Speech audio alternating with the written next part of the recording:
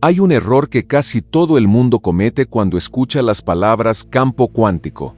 Imaginan algo alejado de ellos, un océano invisible en algún lugar detrás de la realidad, esperando el pensamiento, la intención o la emoción correctos para darles lo que desean. Pero, ¿y si la parte más importante de la conversación cuántica no es lo que el campo te da, sino lo que te obliga a cuestionar acerca de la persona que está observando? La física no nos dice que los pensamientos humanos controlen mágicamente el universo. Lo que sí nos dice es mucho más inquietante. A escala cuántica, lo que puede conocerse acerca de un sistema depende, en parte, de cómo se mide. El observador no siempre puede ser tratado como algo completamente separado de la observación, y aquí es donde la pregunta científica se vuelve silenciosamente personal, porque tú también observas tu vida a través de un sistema de medición. Tus recuerdos, expectativas, condicionamiento emocional, creencias e identidad. Rara vez encuentras la realidad sin interpretación. Encuentras la realidad después de que tu sistema nervioso ya ha decidido qué importa. Así que quizá la clave final no sea aprender a controlar un campo misterioso. Quizá sea comprender al observador que llevas contigo en cada momento. Y una vez que ves aquello que ese observador ha estado filtrando, toda la idea de cambiar tu realidad comienza a significar algo muy diferente. La expresión campo cuántico se ha vuelto tan popular que a menudo se utiliza para describir casi cualquier cosa invisible, misteriosa o difícil de explicar. Pero si queremos comprender por qué la idea es tan poderosa, tenemos que separar dos cosas que con frecuencia se mezclan: lo que la física realmente dice y aquello sobre lo que la experiencia humana nos permite reflexionar gracias a ello. En la teoría cuántica de campos, los campos no son símbolos poéticos, forman parte de la estructura matemática utilizada para describir el comportamiento más fundamental conocido de la materia y las fuerzas. Lo que llamamos partículas puede entenderse como excitaciones de campos subyacentes. Un electrón no es simplemente un diminuto objeto sólido moviéndose a través de un universo vacío como un grano de arena por el espacio. En las escalas más profundas que actualmente podemos describir, la realidad se comporta de maneras que se resisten a las categorías ordinarias que nuestros sentidos evolucionaron para comprender. Eso, por sí solo, debería hacernos más humildes respecto a la percepción. Tus ojos no te muestran la realidad en su totalidad. Tus oídos no te entregan el universo exactamente como existe. Tu sistema nervioso recibe información limitada, selecciona aquello que parece relevante, lo compara con experiencias anteriores y construye una representación funcional. No necesitas invocar nada sobrenatural para comprender esto. La neurociencia lleva décadas diciéndonos que la percepción es activa, selectiva y está moldeada por la predicción. Piensa en caminar por un aeropuerto lleno de gente. Miles de detalles visuales te rodean. Rostros, pantallas, anuncios, pasos, colores, reflejos, señales. Sin embargo, si estás esperando a alguien que amas, un rostro puede surgir repentinamente de toda la escena. El entorno no se reorganizó físicamente alrededor de tu deseo. Tu atención reorganizó aquello que se volvió importante. Esta distinción importa más de lo que parece. Muchas personas escuchan que el observador afecta la realidad y concluyen inmediatamente que la conciencia puede simplemente elegir cualquier acontecimiento externo. La mecánica cuántica no establece esa afirmación. El efecto del observador en física está relacionado con la interacción de la medición y con la manera en que los sistemas cuánticos son descritos experimentalmente. Pero todavía hay una profunda lección humana escondida junto a ese hecho científico. Mientras no confundamos la metáfora con la prueba, la lección es que aquello que notas cambia lo que se vuelve psicológicamente disponible para ti, y aquello que se vuelve psicológicamente disponible cambia lo que haces después. Una persona que espera ser rechazada puede entrar en una habitación y buscar inconscientemente señales de distancia. Una respuesta tardía se convierte en evidencia, una expresión neutral se convierte en juicio, una conversación breve se convierte en confirmación. Otra persona puede entrar en la misma habitación con una historia diferente y percibir una información completamente distinta. Mismo entorno, filtro interno diferente. Aquí es donde la conversación sobre la realidad se vuelve íntima. Porque hay momentos en los que no estás respondiendo a lo que está ocurriendo ahora, estás respondiendo a lo que ocurrió hace años, traducido al presente por un sistema nervioso que intenta protegerte. Puedes llamarlo intuición, puedes llamarlo realismo, puedes llamarlo simplemente saber cómo son las personas. Pero a veces es memoria vestida de percepción. Y eso cambia la pregunta. En lugar de preguntarte, ¿por qué me sigue pasando el mismo tipo de cosas?, comienzas a preguntar, ¿qué selecciona, interpreta y refuerza repetidamente mi mente? Esa pregunta resulta incómoda porque elimina la fantasía del control total mientras te proporciona algo mucho más útil. Participación. No estás controlando todas las variables de tu vida, nunca lo hiciste. Las demás personas tienen voluntad propia. Los cuerpos tienen límites. El azar existe. Las circunstancias importan. Pero dentro de esa realidad, tus patrones de atención, expectativa, regulación emocional e interpretación pueden influir en las decisiones que tomas, los riesgos que asumes, los límites que mantienes, las oportunidades que reconoces y las relaciones que toleras. Esto no es manifestación como pensamiento ilusorio. Es identidad convirtiéndose en comportamiento y comportamiento convirtiéndose en trayectoria. La neuroplasticidad añade otra capa. Los patrones mentales y emocionales repetidos pueden fortalecer vías neuronales familiares. El cerebro se vuelve eficiente en aquello que practica. Si repites constantemente el peligro, el resentimiento, la impotencia o la duda sobre ti mismo, esas respuestas pueden volverse más fáciles de activar. Si practicas la atención, la regulación emocional, la reflexión y respuestas alternativas, puedes crear gradualmente diferentes patrones de procesamiento. No de la noche a la mañana, no mágicamente, pero sí de manera real. Eso puede sonar menos dramático que la idea de que un solo pensamiento puede reorganizar el universo.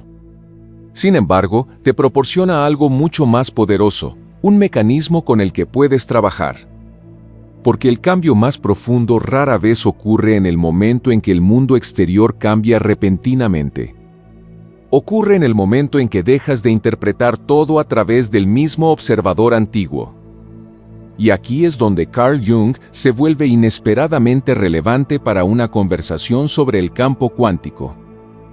Jung no estaba enseñando física cuántica, pero su trabajo psicológico exploró repetidamente cómo el material inconsciente influye en la experiencia consciente.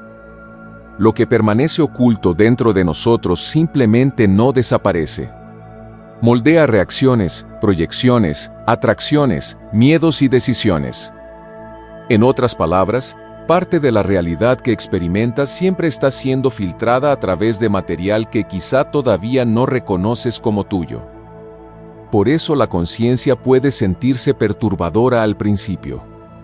Comienzas a atraparte a ti mismo en tiempo real. Notas la frase que se está formando antes de pronunciarla. Notas el miedo debajo de la irritación. Notas que ciertas situaciones no simplemente te molestan, activan una versión más antigua de ti. Notas lo rápido que la mente convierte la incertidumbre en una historia conocida. Y de repente, el observador ya no es invisible. Este es el comienzo de algo importante. No porque hayas descubierto cómo manipular el campo cuántico, sino porque has descubierto que tu experiencia de la realidad ha sido moldeada por procesos que operaban por debajo de la conciencia. Una vez que esos procesos se vuelven visibles, dejan de ser completamente automáticos. Ahí es donde aparece la posibilidad. Existe un paralelismo útil con la manera en que la teoría cuántica alteró las suposiciones clásicas. La intuición clásica esperaba que la naturaleza se comportara de maneras ordenadas y deterministas.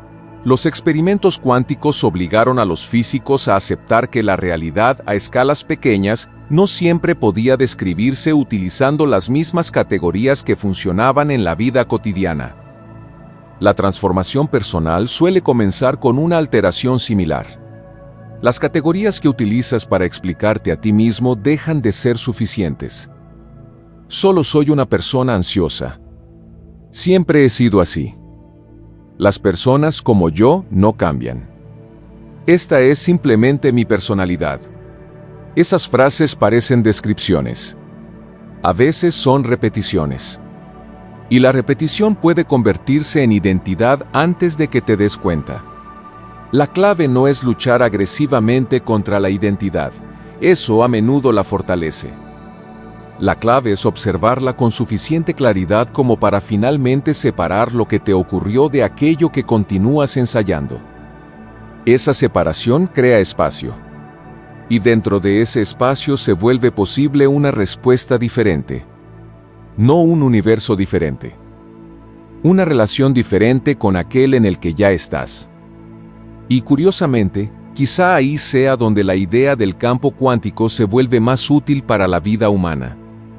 No como permiso para escapar de la realidad, sino como recordatorio de que la realidad suele ser más compleja que nuestra primera interpretación de ella. El campo de la física desafía la certeza. El campo de la conciencia desafía la identidad. Y la siguiente clave aparece cuando esas dos preguntas se encuentran. Si tu cerebro está constantemente prediciendo lo que viene después, ¿cuánto de tu futuro estás realmente descubriendo? ¿Y cuánto estás ensayando inconscientemente? Tu cerebro nunca está simplemente esperando a que llegue la realidad. La está anticipando. Mucho antes de que decidas conscientemente qué significa algo, tu sistema nervioso ya está comparando el momento presente con lo que ha aprendido del pasado. Predice. Filtra. Prepara. Y cuando esa predicción se vuelve lo suficientemente familiar, puede comenzar a sentirse menos como una expectativa y más como una verdad. Esta es una de las razones por las que el cambio puede sentirse extrañamente difícil incluso cuando lo deseas. Puedes desear conscientemente una vida diferente mientras tu cuerpo todavía está preparado para la antigua. Puedes querer intimidad, pero tu sistema espera abandono. Puedes querer éxito, pero una parte de ti asocia la visibilidad con el peligro. Puedes querer paz, pero la tensión se ha vuelto tan familiar que la calma te resulta sospechosa. No se necesita nada sobrenatural para explicar esto. El cerebro está diseñado para reducir la incertidumbre. La teoría del procesamiento predictivo sugiere que la percepción no es una grabación pasiva del mundo. El cerebro genera continuamente modelos sobre lo que probablemente ocurrirá y actualiza esos modelos de acuerdo con la información que recibe. Eso significa que parte de aquello que llamas realidad siempre está encontrándose con una predicción. Y aquí comienza la pregunta más profunda. ¿Qué ocurre cuando tu predicción es más fuerte que la evidencia? Considera a alguien que ha sido decepcionado repetidamente. Entra en una nueva relación con la silenciosa expectativa de que, eventualmente, algo saldrá mal. Al principio quizá ni siquiera lo note. Simplemente se vuelve un poco más alerta. Lee cuidadosamente el tono de voz. Nota las demoras. Busca inconsistencias. Su atención comienza a organizarse alrededor de una posible pérdida. Entonces sucede algo pequeño. Llega un mensaje más tarde de lo esperado. Nada dramático, pero el sistema nervioso reconoce una forma familiar. El cuerpo se tensa. La mente comienza a construir significado. Está perdiendo el interés. Se está alejando. Sabía que esto iba a pasar. Observa lo que acaba de suceder. Un solo acontecimiento pasó por la memoria, la predicción, la emoción y la interpretación antes de llegar a la certeza consciente. Y una vez que la interpretación es aceptada, el comportamiento cambia. La persona se vuelve distante, defensiva, exigente o retraída. La otra persona percibe el cambio y responde de manera diferente. Una relación que podría haberse desarrollado de una manera comienza a avanzar en otra dirección. Por eso la frase "tú creas tu realidad" puede ser al mismo tiempo engañosa y extrañamente reveladora. No creas cada acontecimiento, pero participas en los patrones. Influyes en los entornos mediante tu comportamiento. Refuerzas las expectativas mediante tu atención. Tomas decisiones desde identidades que a menudo se formaron mucho antes de que comprendieras qué era una identidad. Y finalmente, el resultado parece una prueba. Sabía que no se podía confiar en las personas. Sabía que las oportunidades nunca duran. Sabía que iba a fracasar. La predicción ayudó a moldear el comportamiento. El comportamiento influyó en el resultado. Y el resultado fortaleció la predicción. Un ciclo cerrado. Esto no es el campo cuántico. Pero comprenderlo te prepara para una interpretación mucho más madura de lo que las personas suelen querer decir cuando hablan de cambiar de realidad. Porque quizá la primera realidad que debe cambiar no sea el mundo exterior. Quizás sea el modelo interno que sigues llevando contigo. Existe una idea útil en neurociencia llamada reconsolidación. Cuando ciertos recuerdos son reactivados, pueden volverse temporalmente más flexibles antes de almacenarse nuevamente. Los investigadores continúan estudiando los mecanismos exactos y las implicaciones terapéuticas. Pero el principio general es importante. La memoria no siempre es un archivo perfectamente fijo. Nuestra relación con la experiencia pasada puede cambiar. Y eso importa porque muchas personas viven como si el pasado todavía estuviera ocurriendo. El acontecimiento terminó. El cuerpo no recibió el mensaje. Años después, un tono de voz, una expresión, una situación o una incertidumbre similar activa la respuesta antigua. Y debido a que la respuesta es inmediata, se siente como intuición. Pero a veces aquello que parece intuición es reconocimiento de patrones moldeado por el miedo. La verdadera intuición suele tener una cualidad diferente. Es más silenciosa, menos teatral. No siempre necesita una historia. El miedo normalmente llega acompañado de argumentos. Presenta pruebas. Construye un caso. Te dice por qué debes reaccionar inmediatamente. La capacidad de distinguir esos estados lo cambia todo. Porque el observador del que hablamos antes no es únicamente tu atención consciente.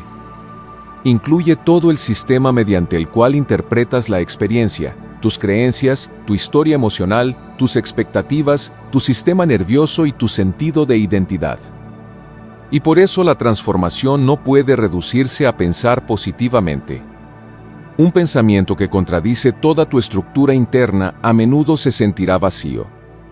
Puedes pararte frente a un espejo y repetir, "Estoy a salvo", mientras cada músculo de tu cuerpo se prepara para el peligro. Las palabras no necesariamente están equivocadas. Simplemente todavía no se han incorporado a tu experiencia corporal. Aquí es donde prácticas como la meditación, la atención plena, la regulación de la respiración, la terapia, escribir un diario y la exposición deliberada a nuevas experiencias se vuelven importantes. No porque envíen instrucciones mágicas al cosmos, sino porque pueden interrumpir las respuestas automáticas durante el tiempo suficiente para que el sistema aprenda algo nuevo. Estás enseñándole al cerebro que existe otra respuesta. Estás proporcionándole al sistema nervioso evidencia de que la incertidumbre no siempre significa peligro. Estás creando un pequeño espacio entre el estímulo y la identidad. Y dentro de ese espacio ocurre algo sutil. Aparece la elección. Al principio, la elección puede ser diminuta. No envías el mensaje enojado. Esperas 10 minutos. Notas la historia. Haces una pregunta en lugar de lanzar una acusación. Te quedas en la habitación en lugar de escapar emocionalmente. Estas cosas no parecen saltos cuánticos, pero las vidas suelen cambiar mediante decisiones tan pequeñas que nadie más las nota. El momento dramático normalmente llega después. Un día te encuentras respondiendo de manera diferente ante algo que antes te habría consumido. Y solo entonces comprendes que el cambio profundo ocurrió silenciosamente. Por eso la neuroplasticidad es una parte tan importante de esta conversación. El sistema nervioso no es infinitamente flexible y el cambio no ocurre sin esfuerzo. Pero la experiencia puede remodelar los patrones. La repetición importa. La atención importa. El contexto emocional importa. El cerebro aprende a través de aquello que se practica.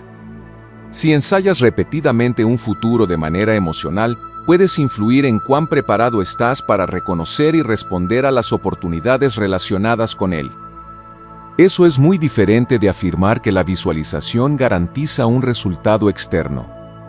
La distinción protege el poder de la práctica frente a la fantasía. Imagina a un músico ensayando antes de una presentación. El ensayo mental no obliga al público a aplaudir. No garantiza un concierto perfecto, pero puede preparar patrones neuronales y conductuales que influyen en el desempeño. Algo similar puede suceder cuando ensayas una manera diferente de ser.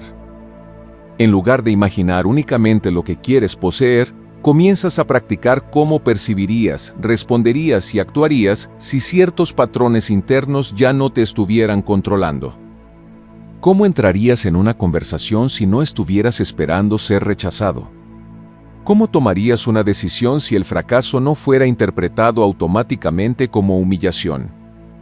¿Cómo tratarías a tu propio cuerpo si tu valor ya no dependiera de la comparación?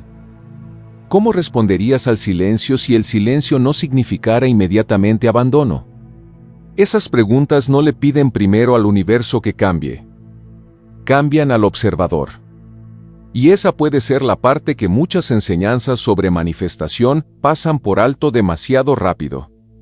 Se concentran en la realidad deseada, pero no en la identidad que intenta entrar en ella. Sin embargo, la identidad no es un disfraz que te pones durante 5 minutos. Es un conjunto de expectativas ensayadas tan profundamente que se vuelven invisibles. Por eso algunas personas alcanzan aquello que querían y aún así se sienten iguales. Nueva relación, mismo miedo. Más dinero, misma escasez. Nueva ciudad, misma tensión interna. Circunstancia diferente, mismo observador. El entorno cambió, pero el sistema de interpretación permaneció intacto. Y finalmente, el viejo mundo emocional se reconstruyó dentro de la nueva situación. Esta es la pieza incompleta. Un verdadero cambio no consiste simplemente en obtener algo diferente. Consiste en volverte capaz de experimentar algo diferente sin traducirlo automáticamente de nuevo al lenguaje de tu pasado. Esa es una transformación mucho más difícil y mucho más significativa. Porque el futuro no es solamente algo que ocurre después. Psicológicamente, el futuro también es el conjunto de posibilidades que tu identidad presente puede imaginar, tolerar, reconocer y hacia las cuales puede avanzar. Si una oportunidad se encuentra fuera de ese rango interno, quizá no la rechaces conscientemente. Quizá ni siquiera la veas como algo que te pertenece. Aquí es donde la idea de posibilidad se vuelve más interesante que la idea de certeza. La física cuántica enseñó a la ciencia a ser extremadamente cuidadosa con la certeza a escalas microscópicas. Reveló una realidad descrita en términos de probabilidades, amplitudes, interacciones y mediciones, en lugar de la simple imagen mecánica que alguna vez prefería la intuición clásica. Nuevamente, esto no significa que tu futuro personal exista como un menú de líneas temporales místicas esperando que tus pensamientos seleccionen una. Pero sí nos ofrece un poderoso recordatorio filosófico. La realidad no está obligada a obedecer la imagen limitada que tienes en tu cabeza. Tu predicción no es el universo. Tu historia no es el universo. Tu miedo no es el universo. Son modelos. Y los modelos pueden actualizarse. En el momento en que comprendes eso, el campo cuántico deja de ser un lugar al que intentas llegar desesperadamente. Se convierte en un símbolo de una posibilidad más inquietante. Puede haber más disponible en la realidad de lo que tu identidad actual sabe reconocer. Y la siguiente clave es aún más profunda, porque cambiar esa identidad requiere comprender algo que la mayoría de las personas pasa toda su vida evitando. La parte de ti que se resiste a tu futuro no necesariamente está tratando de destruirlo. A veces está tratando de proteger a la persona en la que tuviste que convertirte en el pasado. La parte de ti que se resiste al cambio no siempre es tu enemiga. A veces es una guardiana que nunca recibió el mensaje de que el peligro ya pasó. Eso cambia la manera en que abordas la transformación. Porque si tratas cada duda, cada miedo recurrente y cada reacción de autoprotección como una debilidad, creas una guerra interna. Una parte de ti exige expansión mientras otra aprieta el control. Y cuanto más presionas, más resistencia aparece. No porque seas incapaz de cambiar, sino porque el sistema ha aprendido que lo familiar es más seguro que la posibilidad.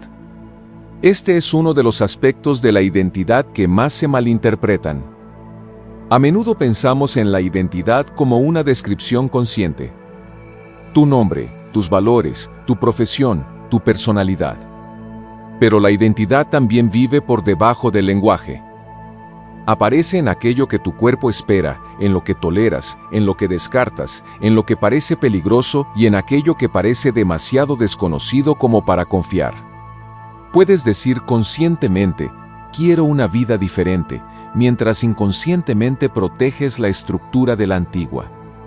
Esa contradicción es mucho más común de lo que la mayoría de las personas imagina.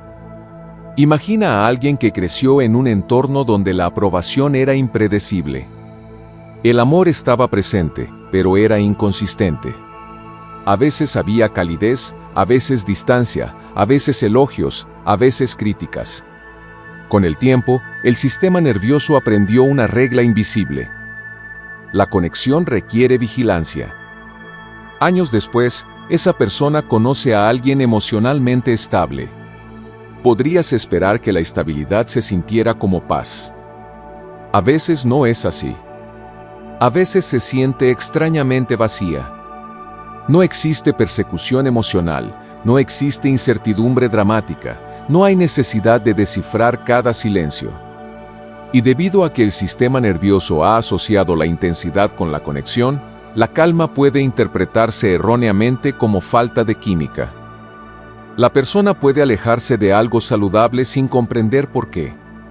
Después, entra en una relación llena de incertidumbre y de repente se siente intensamente viva. Lo llama pasión. Pero el cuerpo quizás simplemente esté reconociendo algo familiar. Por eso la conciencia importa. Sin conciencia, a menudo confundimos lo familiar con lo verdadero. Y este patrón va mucho más allá de las relaciones. Una persona que ha vivido en inestabilidad financiera puede sentirse incómoda cuando la vida se vuelve más estable. Alguien que aprendió a ganarse el amor siendo útil puede sentirse culpable al descansar. Alguien que construyó una identidad alrededor de la lucha puede desconfiar inconscientemente de la facilidad. Nuevamente, esto no significa que las personas se saboteen conscientemente.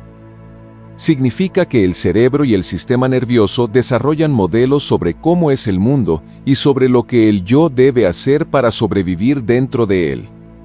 Cuando la realidad deja de coincidir con el modelo antiguo, puede existir fricción. Esa fricción es donde muchas personas se rinden. Asumen que la incomodidad significa que la nueva dirección está equivocada. Pero la incomodidad no siempre significa peligro. A veces significa falta de familiaridad. Esta distinción es crucial y nos ofrece una manera más fundamentada de pensar en aquello que las tradiciones espirituales suelen describir como rendición. Rendirse no tiene por qué significar volverse pasivo o entregar tu vida a alguna fuerza invisible. puede significar liberar la necesidad compulsiva de interpretar cada nueva experiencia a través de antiguas expectativas. Dejas de exigirle al futuro que se demuestre a sí mismo utilizando el lenguaje de tu pasado. Permites que la incertidumbre siga siendo incertidumbre durante un poco más de tiempo.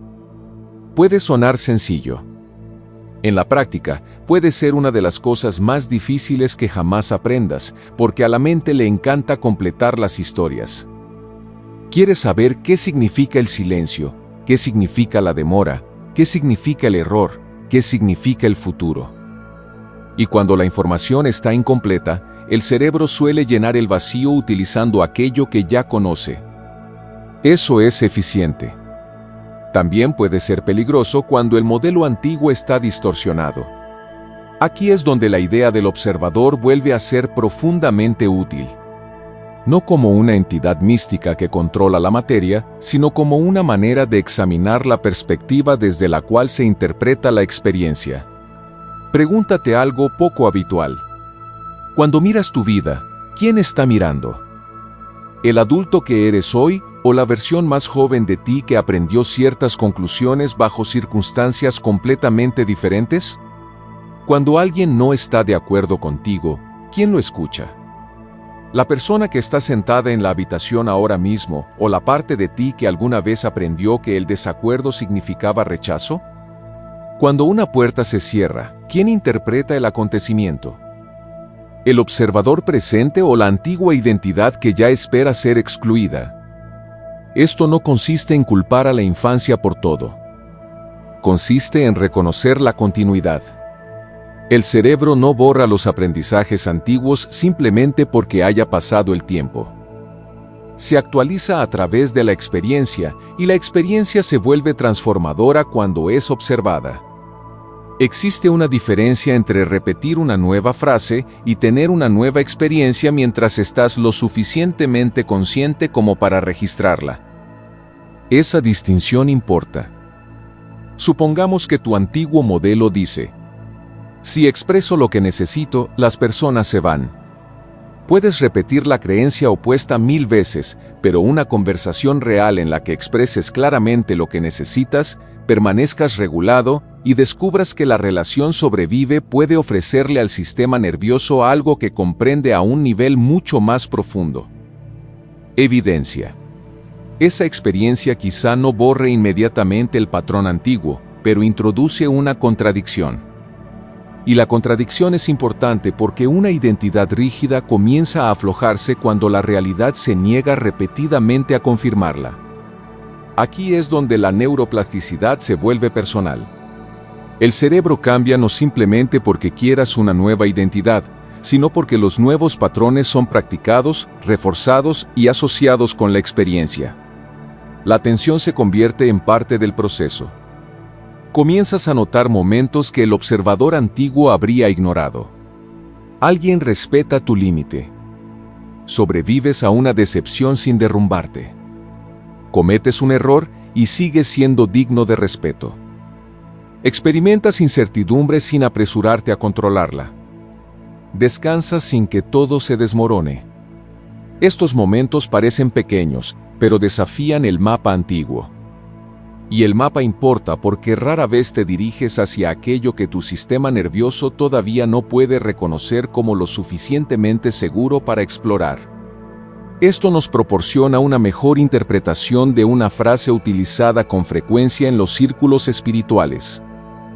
Conviértete en la persona que ya vive la realidad que deseas. Tomada literalmente, puede convertirse en una actuación. Finges. Fuerzas la certeza. Imitas confianza. Niegas el miedo. Pero existe otra manera de entenderlo. Practicas las capacidades internas que la vida deseada requeriría, no la apariencia. La capacidad. Si quieres relaciones más profundas, quizá la capacidad sea mostrar vulnerabilidad sin abandonarte a ti mismo.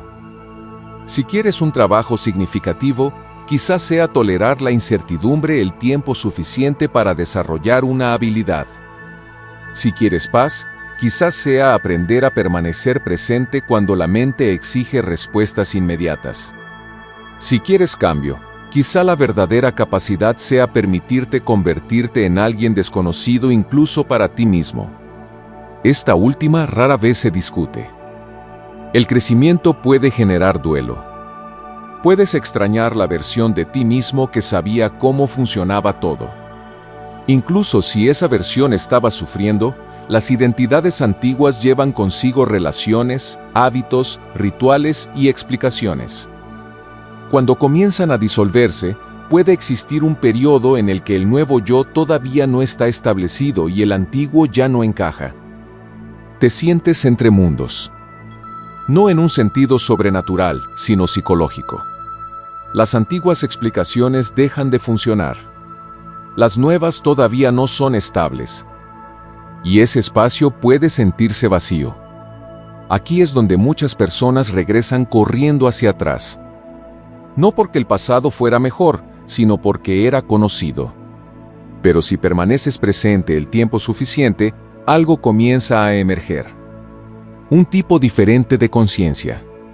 Comienzas a notar que los pensamientos pueden aparecer sin convertirse en órdenes. Las emociones pueden atravesar el cuerpo sin convertirse en identidad.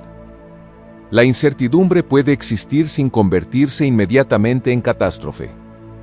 Puedes observar la reacción sin convertirte en la reacción. Esa es una forma profunda de libertad. Y nos acerca a la verdadera clave escondida debajo del lenguaje del campo cuántico. El cambio importante quizá no sea pasar de una línea temporal externa a otra. Quizás sea pasar de la participación inconsciente a la participación consciente. De la predicción automática a la observación deliberada. De la interpretación heredada a la conciencia presente. Y una vez que ese cambio comienza, dejas de preguntar solamente ¿qué realidad quiero? Aparece una pregunta mucho más interesante. ¿Qué parte de mí debe estar disponible para que realmente pueda reconocer, recibir y sostener una experiencia diferente cuando llegue? Existe un punto en toda transformación real en el que la comprensión deja de ser suficiente. Puedes comprender tus patrones. Puedes reconocer tu condicionamiento emocional. Puedes ver cómo la memoria moldea la percepción y cómo la identidad filtra la experiencia. Incluso puedes volverte muy hábil para nombrar lo que ocurre dentro de ti. Pero comprender algo intelectualmente no cambia automáticamente la manera en que tu sistema nervioso responde cuando la vida se vuelve incierta. Eso requiere práctica. Y aquí es donde la conversación se vuelve práctica. No dramática. No mística. Práctica. La próxima vez que notes que estás reaccionando intensamente ante algo pequeño, no te apresures a corregir la emoción. No la reemplaces inmediatamente por un pensamiento más positivo. En lugar de eso, siente curiosidad por la secuencia. ¿Qué ocurrió primero? ¿Qué notaste? ¿Qué significado le asignó tu mente? ¿Qué hizo tu cuerpo? ¿Y qué conclusión apareció inmediatamente después? Esta secuencia importa porque revela la arquitectura de tu observador interno. Por ejemplo, quizá alguien tarde más de lo habitual en responderte. El acontecimiento es simple. Una respuesta retrasada. La realidad vuelve a aparecer. Y por un momento, no respondas desde la memoria. Observa qué queda cuando el observador se vuelve lo suficientemente silencioso como para observar realmente.